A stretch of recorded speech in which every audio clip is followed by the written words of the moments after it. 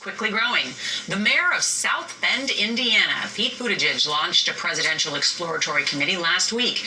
The 37-year-old has spent 7 years in charge of the city he grew up in. He's a Harvard graduate. He's a Rhodes Scholar. He's known as Mayor Pete. He was also deployed to Afghanistan for 7 months with the U.S. Navy Reserve, and he's got a new book out. It's called Shortest Way Home, One Mayor's Challenge and a Model for America's Future. The mayor is here for an interview you'll see first on CBS this morning. Mayor Buttigieg, welcome. Good morning. Thanks for having me. How's the great state of Indiana? A bit chilly, but other than that, we're good. Very cold indeed. I also wanted to start first and say our condolences. I know your father passed away on Sunday. Thank you. Appreciate that. I know he would have been watching if he could. Yes. Well, thank you for being here. So you're 37. Yep. Your town, you represent a town of 102,000 people. Did I get that right? Yeah. What qualifies you to be president of the United States? Well, for starters, the experience. I know that I'm the youngest person in this conversation, but I think the experience of leading a city through a transformation is really relevant right now. Look, I've got more experience in government than the president of the United States. I've got more years of executive experience than the vice president, and I have more military experience than anybody who's arrived behind that desk since George H.W. Bush. I get that it's not a conventional background, but I don't think this is a time for conventional backgrounds in Washington right now. Explain to people what that experience means when the rubber meets the road. How's that going to help people in this country? It's the instinct to do the job. So whether we're talking about the presidency or a job like governor or mayor, there are three parts to it. It's bringing people together, it's implementing good policies, and it's capably running an administration. All of those have been missing right now in Washington. And I think, American mayors in cities of any size, I think represent one of the levels, maybe the only level of American government left that's generally working well. Well, we all like to say that all politics are local, but the last time that a sitting mayor was nominated for president to a major party was 1812. Yeah. Why should you be different? Why should you be the outlier? That's doing better than the last time a reality TV star was elected president, right? Things are changing tectonically in our country, and we can't just keep doing what we've been doing. We can't nibble around the edges of a system that no longer works. The experience of the industrial Midwest is exactly the kind of experience that politics, forgive me, but here on the coast has been ignoring, and especially in my party, that's come at a terrible cost.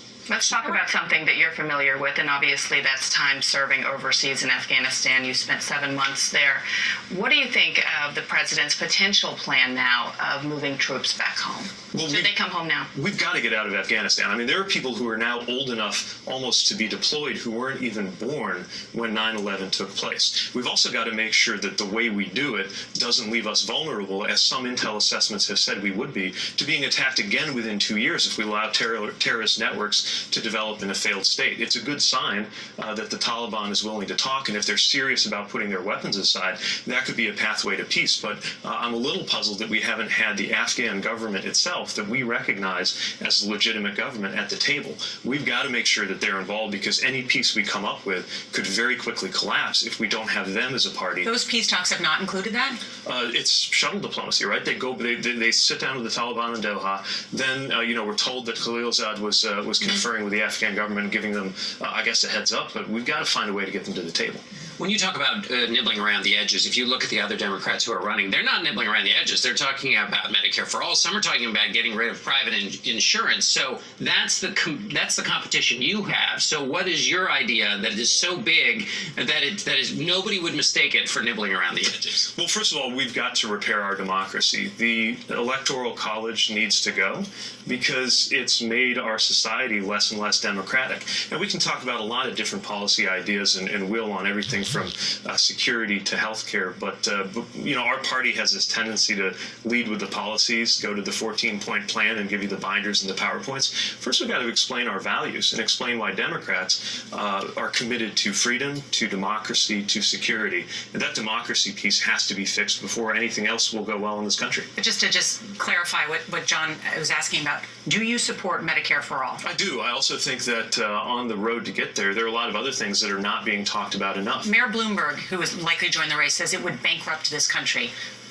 Well, it would bankrupt this country if we didn't pay for it. And right now in Washington, a lot of things are being done that aren't paid for. By the way, my generation's the one that's going to face the bill for that.